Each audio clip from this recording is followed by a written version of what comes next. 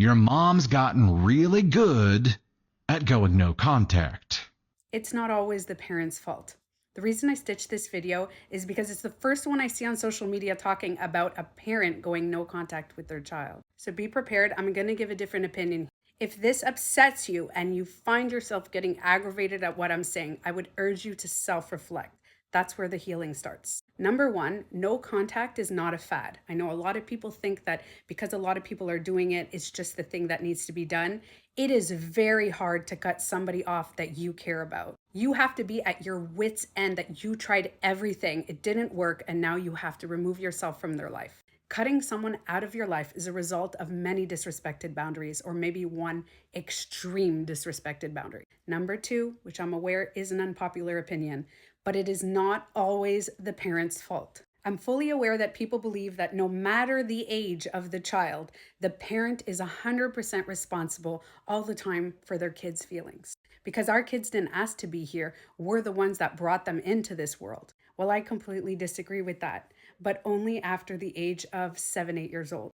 When we're kids, we do not have beta brainwaves. Beta is logic and critical thinking. Before 7, we are on theta, which is like hypnosis, imagination. All we're doing is absorbing and experiencing. So when we're little kids and we're doing something disrespectful or we're hurting someone, we don't fully grasp the extent of what we're doing. But when the beta brainwaves kick in, 8, 9, 10 years old, I don't think that kids' feelings are more important than parents' feelings. Hold up. Before you come at me, let me explain. When your kids are growing and learning logically what hurts people and what doesn't, they are learning that their feelings matter. But if we as adults tell them that your feelings matter most, more than everybody else, we are telling them, my feelings don't matter as a parent. Nobody else's feelings matter. You matter most. It's important to validate our kids' feelings, but it's important to show them that our feelings matter too.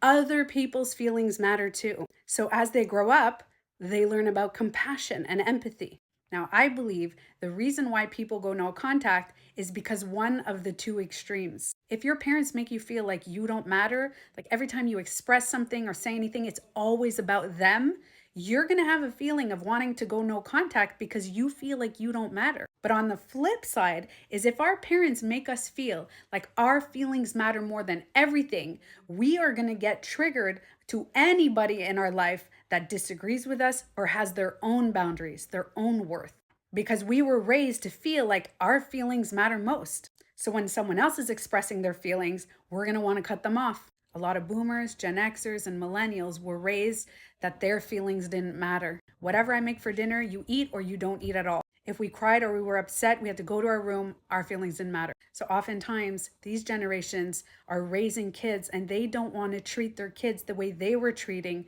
So instead of finding the balance, they are completely going opposite and telling their kids their feelings matter more than anything. It's two sides of the same coin.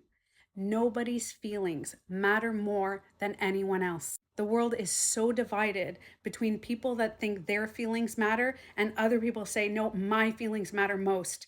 But in the end, everybody's feelings matter. Going no contact is important when you've reached your limit because you don't want to put yourself in an abusive situation. But if you are someone that's going no contact or you know someone that has cut you off, I would urge you to self-reflect, sit with yourself, and think, my feelings matter, but also their feelings matter. Or if you think their feelings matter more, remember that you have feelings and they matter. When you learn that you matter, you grow your self-value and in turn are able to set some healthy boundaries.